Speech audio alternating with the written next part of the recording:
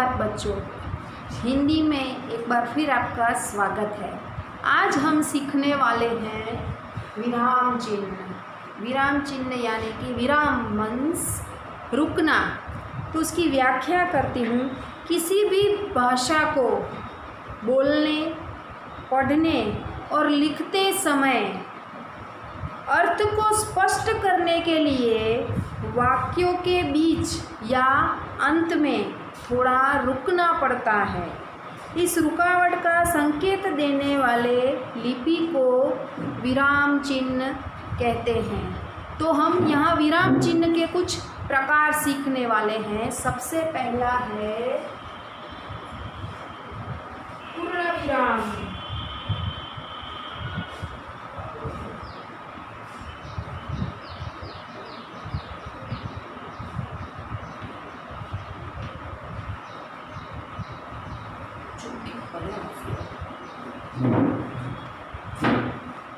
इसका प्रयोग वाक्य के पूर्ण होने पर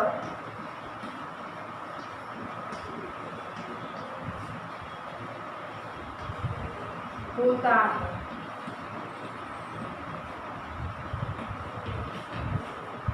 वाक्य के पूर्ण होने पर पूर्ण विराम जिसकी निशानी है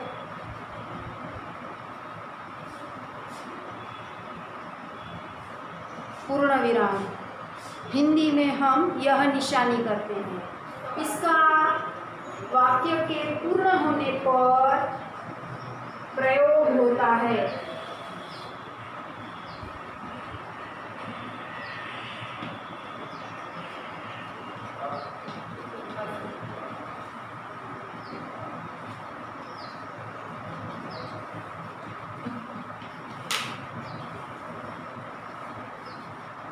इसका वाक्य के पूर्ण होने पर प्रयोग होता है पूर्ण विराम।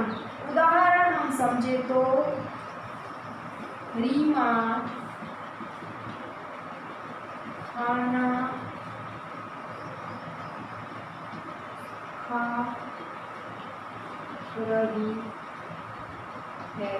पूर्ण विराम। इस वाक्य में कोई और निशानी नहीं है। सिंपल एक पूर्ण विराम का उपयोग, यानी कि सादा वाक्य हम कह सकते हैं कि रीमा खाना खा रही है। यहाँ पर वाक्य पूर्ण होता है, इसीलिए हम यहाँ निशानी लगाते हैं पूर्ण विराम की। दूसरा वाक्य हम ले तो सीता स्कूल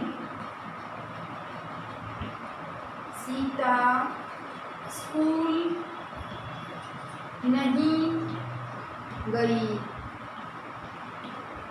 सीता स्कूल नहीं गई। अंत में वाक्य पूर्ण होता है, तो यहाँ पर भी हम पूर्ण विराम की निशानी लगाते हैं। एक बार फिर समझा देती हूँ। जो भी वाक्य में कोई भी चिन्ह का प्रयोग नहीं होता है और उसे पूर्ण विराम कहते हैं। पूर्ण विराम की यह निशानी है। जो सादा वाक्य होता है जिसके पीछे से पूर्ण विराम लगता है, रीमा खाना खा रही है, पूर्ण विराम, सीता स्कूल नहीं गई, पूर्ण विराम। यहाँ पर वाक्य पूरा होता है, यानी कि वाक्य में कुछ और दर्शाया नहीं गया है। अभी हम दूसरा प्रकार लेते हैं।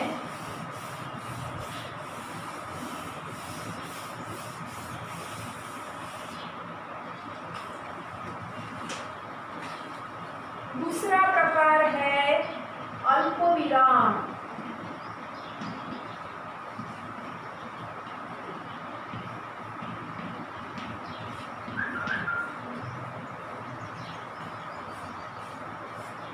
अल्पविराम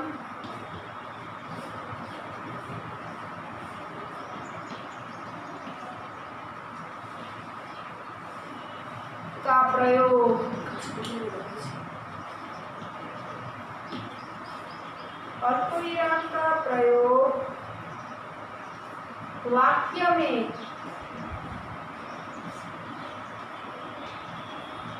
थोड़ा या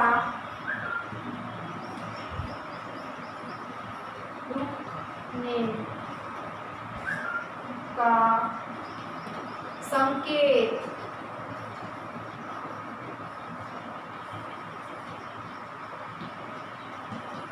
देने के लिए होता है। अल्पविराम का प्रयोग वाक्य में थोड़ा रुकने का संकेत देने के लिए होता है, यानी कि पूरा वाक्य एक साथ नहीं जुड़ा है, उसके बीच में हम अल्पविराम की निशानी। अब हम वाक्य लिखेंगे, राम सीता और लक्ष्मण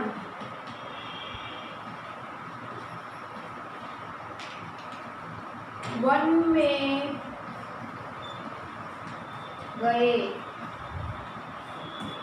यहाँ पर राम सीता साथ में लिखा है, लेकिन विराम चिन्हों के हिसाब से यहाँ बीच में दो नाम के बीच में आएगा अल्प विराम। राम, फिर हम थोड़ा रुकते हैं, तो रुकने के हिसाब से यहाँ हम अल्प विराम का प्रयोग करते हैं। अल्प यानी कि थोड़ा और अल्प विराम यानी कि थोड़ा रुकना। राम सीता और लक्ष्मण वन में गए। दूसरा उदाहरण हम समझते हैं,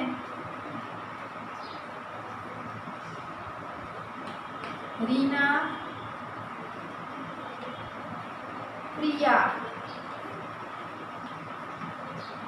और शीला पढ़ रही है।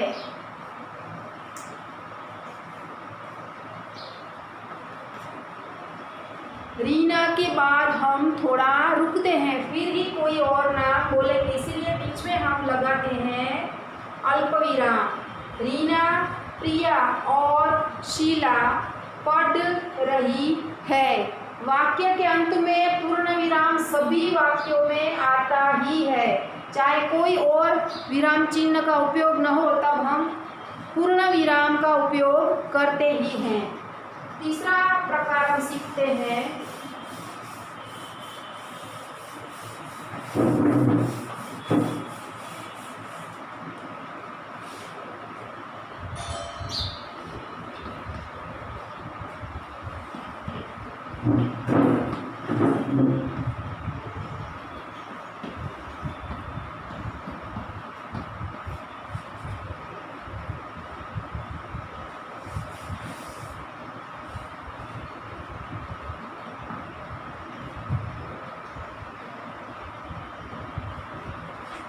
प्रश्नवाचक चिन्ह। तो इसमें हम प्रश्न पूछते हैं। स्वाभाविक है, हम देखते ही पता चल जाता है कि इसमें हम प्रश्न पूछने का जो वाक्य है यहाँ दर्शाने वाले हैं। तो इसमें क्या कहते हैं कि किसी भी व्यक्ति से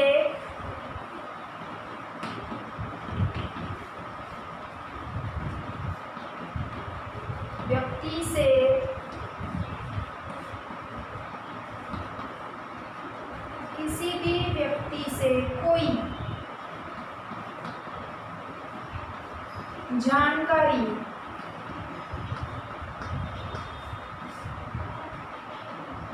प्राप्त करने हेतु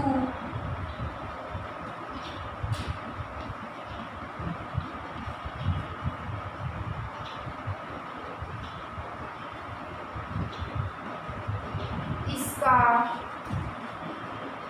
उपयोग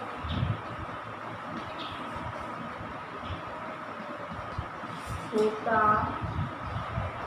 है। किसी भी व्यक्ति से कोई जानकारी प्राप्त करने हेतु इसका उपयोग होता है और इसकी निशानी है प्रश्न चिन्ह। वाक्य हम समझते हैं,